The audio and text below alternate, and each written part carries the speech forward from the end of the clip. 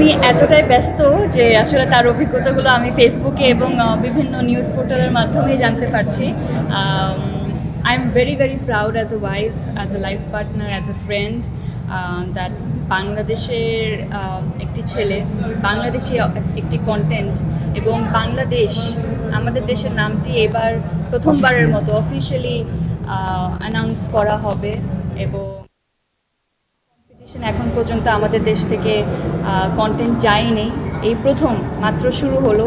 ইনশাআল্লাহ সামনে আমাদের যে ট্যালেন্টেড ডিরেক্টরসরা আছে, যে আর্টিস্টরা আছে, তারা আসলে আরও বড় করেই আসলে গানে নিজেদের জায়গাটুকু করে ফেলবেন, এটাই আমি চাই। আর আলির টিমকে অনেক অনেক শুভেচ্ছা এবং বেস্ট অফ লাক।